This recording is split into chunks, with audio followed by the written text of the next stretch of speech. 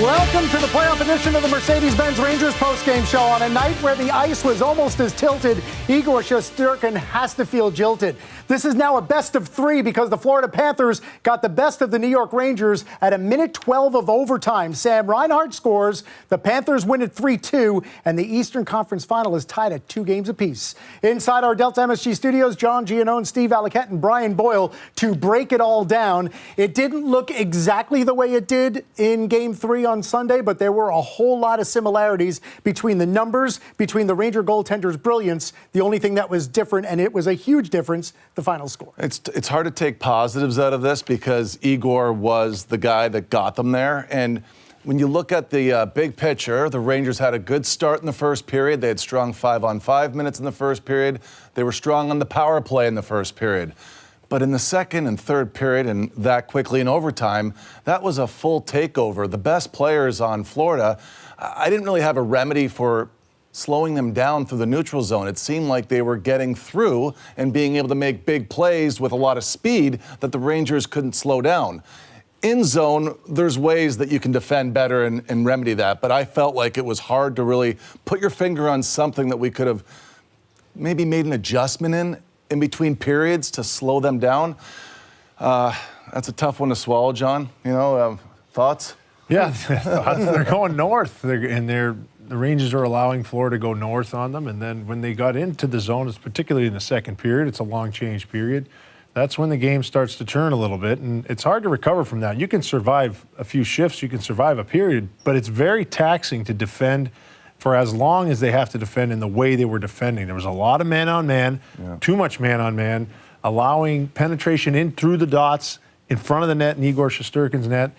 That they can't dictate play. The Rangers can't dictate play when they have that many shifts in their own end. They can't forecheck as hard. They don't have the energy to start putting Florida on their heels, and it was evident throughout. And you're not – look, I'm all for being opportunistic, and they're getting contributions around the team, but that is not a great recipe. That one's easier to clean up. It's easier to fix, the D zone. 100%. But what about, is it their best was much better than our best through the neutral zone in the rush? If you're having your way with the team, if the game plan would be to get it into the zone, you have your way on a forecheck, you have your way on a cycle like they were doing, the rest of the game is easy. You're out for blood, and that's just putting it behind the net and getting it back, getting first touch if you're the Florida Panthers, and then you can go from there. It's so hard to do anything else when you're having trouble getting out. You saw the breakouts after that. The Rangers were going up the wall predominantly for the most part, not risking anything going through the middle. It changes your psyche. It changes your confidence level. And I thought they were too safe when they had the puck.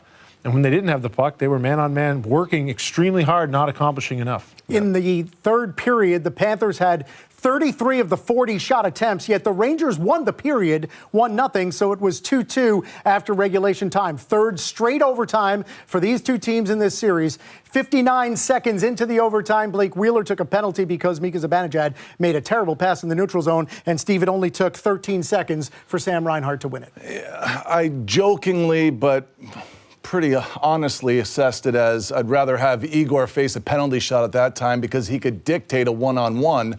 He's allowed 10 goals so far in this series, and 6 of them have been off broken plays.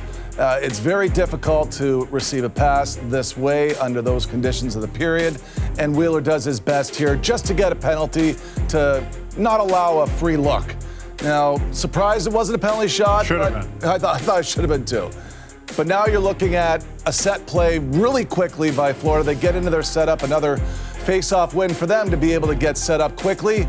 They move it around the horn, and they have a lot of time and space. This was much like we saw at 5-on-5 from low to high. We saw it at 5-on-4 for Florida. Same thing, not much of a chance here for Igor. It's labeled high. It's a perfect shot from a guy that had 57 this year. 27 on the power play. 27 on the power play, and the #1 shooter from that spot right there on the power play in that soft ice all season in the NHL. That's his go-to shot. It was once TJ Oshie from there, and now it's Reinhart. But look, this is a tough one to swallow because it feels a lot like Game 4 in the Carolina series where it was a wasted performance from Shesterkin.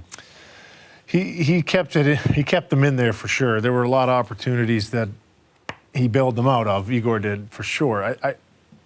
Look, you need to understand time and score, especially when you're Mika Zibanejad. And if it's a minute into the overtime has started, your D are obviously getting off the ice. If they see one of their best players that has full possession just inside the blue line, you have to make a better play than he did. Yeah. And I get that he had that chance in the third. He looked like he was starting to get his legs a little bit in this game, and they're going to need him going forward to do that. They absolutely cannot win the series without him and Artemi Panarin being a big part of it. But you have to understand time and score, and that is just a simple rim. You had Will Cooley driving, and there were 4 Panther players in the middle of the ice. A forced pass to the middle, which even if it connects, doesn't really get you anything. The risk-reward wasn't there. And then I have my thoughts on the penalty kill as well. We have an hour to talk about it, so we're going to do a whole lot of it. But I think, again, as was the case on Sunday in the win where he allowed 4, the story of this game from the Rangers standpoint was too much work for Igor Shesterkin. Let's begin the Ranger reaction in the dressing room. Let's hear from defenseman Adam Fox after the 3-2 overtime loss. Just your thoughts on obviously tying it up in the second and then forcing another overtime. Yeah, we were able to capitalize on the chance during the third. A bit too much defending, but still defended hard. I thought, they come at you in waves, but I thought we defended hard. Had some looks, some chances. I thought the first we played really well, and then, they had their push, but I thought we fought hard. When you look back, is it just a matter of staying out of the box? Yeah, of course. You want to play the game 5-on-5 as much as you can. I thought, we were able to capitalize on a power play too. So, it's part of the game. The guy had a breakaway. I don't think it was, a bad penalty to take. You want to kill those off and respond, but they have a good power play. They capitalize, and credit to them. You talk about defending too much. I mean, you guys have been doing a lot of that whole series. What can you do to kind of get out of that? Because you seem to be, the last 2 games, obviously, you've been doing a lot of that. Yeah, I think, sometimes it's, a tale of 2 games within a game. I think the first period we were, playing really well, quick with our decisions. And, once a team gets that cycle going, you get a lot more worn down defending than when you're in the O-zone. So, just not as crisp. They're on home ice, they're down 2-1, they're obviously going to have their push, but we did respond with that goal and fought hard. I think they're a good team, credit to them, but yeah, definitely got to be a bit more possessive in the offensive zone and wear them down a bit. Those are cogent words from Adam Fox. A little more time in the offensive zone is what the Rangers will need beginning in Game 5. And if there are numbers that really dictate what we saw in these 2 games in Florida, it's simply these. The Florida Panthers had 197 shot attempts in 2 games. The Rangers had 87. That differential is 110. It really is miraculous that the series is 2-2. Yeah, look, you hear Fox there saying we got to do a little bit better job defending.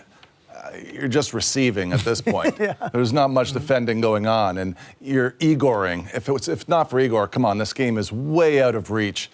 When you're a young kid and you're growing up and you're starting to follow hockey, there's been a few memorable performances that I've seen through my younger years and adult years with Henrik. This is one of the better games I've ever seen. I got to be honest. That's one of the top performances I've seen in the playoffs where you're just trying to give your team a chance to win. And I thought part of the reason that Igor got off to such a great start was that he received a lot of the long Florida shots in the first period.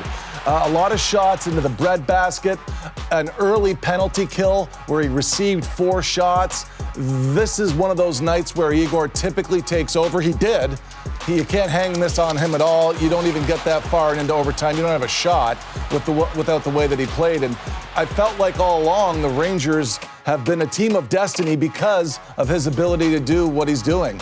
And when I look back to '93, when Patrick Waugh won 11 overtimes to win a Stanley Cup with the Montreal Canadiens, it's starting to me to feel like this level of goaltending that you saw in '93, or at least that inspired me in '93, is something I'm enjoying now as a broadcaster, because this is just as good as it gets, guys. You don't see this every year. This is highest level of goaltending consistently and not getting tired. He's not exhausting at all in any of this, Boiler. think I saw Ron Tugnutt have like 70 saves against the Yeah, he did. Yep. Yes, One he did. game. That is correct. Nordiques at the Boston Garden. It was nuts. Yep. It was very 72. frustrating It was for 72 me. record. It's insane. Brian, tonight, including Barkov at the end there when he got called for the penalty that eventually led to the goal, I counted 7 times tonight that the Panthers were in alone. Just the player with the puck and Igor Shesterkin. 0 for 7. How are they getting this kind of grade A look time and again over these three of That's the these part 4 I'm games? having a hard time with, too. Are they just out-skilling through the neutral zone? No. No. There's 2 reasons that I saw just that were evident in this game. And one was there's a lack of confidence right now on sort of 50-50s or dirty plays that might be breakouts, whether it's a poke check up the wall that would go to a winger or a forward coming down in support off a rebound.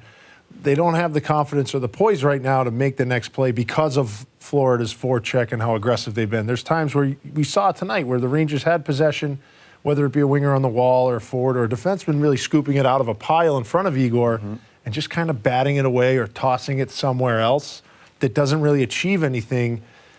I saw that, and that's a confidence thing to me, and that's the forecheck of Florida starting to play tricks on the minds of some of the Rangers. They need to find that poise again, communicate a little bit better. And then I don't know what the scheme is down low on a cycle play. When Florida has the puck in the offensive zone, there's been cycle plays. It turns into somewhat man-on-man, and I see a lot of Ranger players with their backs to the play. And I teach 7- and 8-year-olds, never turn your back away from the puck. You're going to know where your player is and stay between them and the net at all times. I saw too often a defenseman chasing all the way up with the forward. If you're within a half a stick length, I have no problem with that. There's got to be a cutoff line somewhere near the top of the circle, hash mark area, so they can recover back towards the net. Have your guys, your D around the net, your center around the net, the wingers where they are. That way, when you get some of these rebounds or you pick up and collect some of these dirty pucks, you know where your left winger is, you know where your right winger is, you know where your outs are, and if all else fails, you have the time to flip it out. It'll give them confidence. It'll organize the D zone, I think, a tremendous amount more. They've done it in the past. They've smothered teams in the past. I don't know. They've gotten away from it, and they're way too man-on-man right now. Structurally sound in the first period, though. They dictated the play in the first period. Or was it Florida coming out a little bit dopey? Yeah, they're humid, too. People need to understand that. Like, this isn't – they're 2 very good teams. I think the Rangers are a better hockey team when they're playing at their best, so they need to understand that as well. I think they do. Sometimes it's the Stars. We heard Paul Maurice on the broadcast talk about how he thought his team was tense and nervous after the first period, then settled into their game. We're just getting started on the Mercedes-Benz Rangers postgame show. A whole lot more insight, analysis, reaction from Florida. It's a best-of-3 series now. Series tied 2 games apiece after a 3-2 overtime win for the Panthers. Stay with us.